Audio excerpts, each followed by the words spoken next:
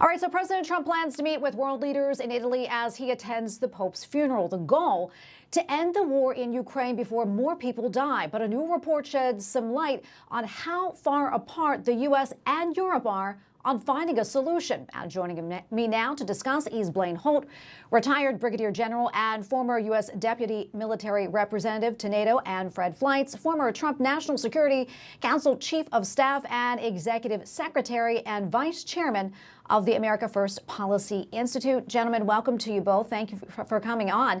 The report in Reuters explains that the U.S. and Europe are divided on territory, security, and economic issues. On territory, the U.S. would recognize Russia's control over Crimea and concede areas in Ukraine already under Russian control. Europe, on the other hand, would differ any agreement on territory until after a ceasefire. Fred, I want to start with you. How big of a divide is this, and do you think Crimea is the biggest sticking point to a potential deal?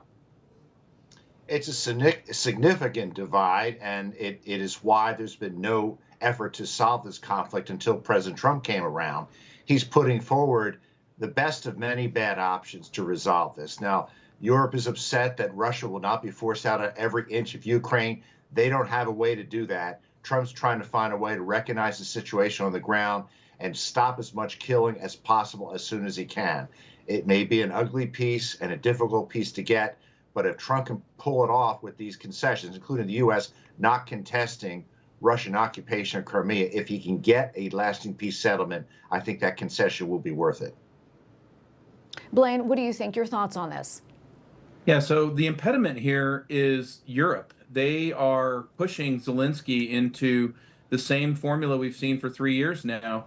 No discussions. Let's just have more money, more weapons. And militarily, that's insufficient. Militarily, there's no solution in front of Ukraine right now. And Russia is about to go to a place called victory, where they simply impose the terms. And the United States is in a place where if Europe doesn't want to follow President Trump's leadership in this matter, acknowledging the realities on the ground and what's occurred, well, then President Trump didn't cause this war. He can just pull up stakes and walk away, leaving them all to a Russia that's bearing down on imposing terms. Meanwhile, we do have leverage with Russia. Russia needs access to the European economy to save its own. And so there is a deal out there to be had, but I don't see it happening without the Europeans coming to reality rather than where they're sitting right now. We have about 2 minutes left here, but I do want to talk about security. The report states that the U.S. wants Ukraine to have a, quote, robust security guarantee, with Europe leading the way here. But Europe wants no restrictions on Ukraine's forces and allies stationing soldiers in the country. Blaine, I want to go back to you for this one. Do you think Russia will ever agree to foreign forces on Ukrainian soil? That would essentially be admitting that they were defeated in this war. This war was about no NATO expansion. They also would include the EU in that as well. So foreign forces that were helping Ukraine, foreign countries that were helping Ukraine in this war, that'll be an unacceptable red line to Russia. And again, we get back to the realities on the ground. Russia is massing an offensive that it's about to unleash within weeks, not months. And it will be decisive. So time is of the essence, and it's time for Europe to rethink this thing. I'm hoping tomorrow's visit with van der Leyen and the other European leaders will achieve something along those lines. Fred, your thoughts. How do you see this? There are some elements of this Trump plan that have not been talked about a lot, one of which is that there will be no restrictions on the Ukrainian military.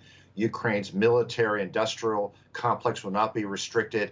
And if that's accurate, I think it's good, because I think the best security guarantee is a strong and robust Ukrainian military. Ukraine has to be armed to the teeth so Russia will not invade again. I don't know that that's part of the plan, but I hope it is. Well, Blaine Holt, Fred Fleitz, thank you both so much for your insights. Pleasure to be with you. Take care, Trace.